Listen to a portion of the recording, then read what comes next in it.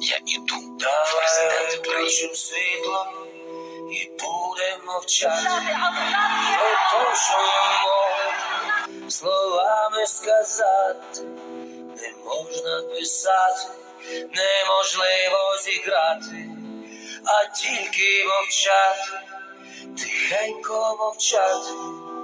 Давай мовчати про те, що дівчати не вміють сховати, не можуть спати.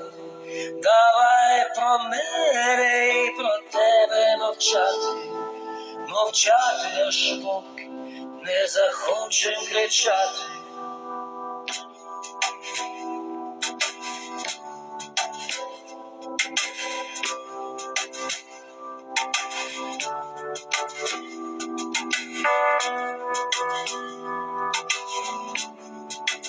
Шутки шутками, а я президент. І що стосується,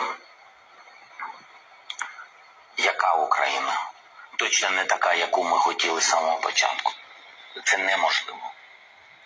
Ліберальна держава, на жаль. Але те, що ми станемо точно великим Ізраїлем,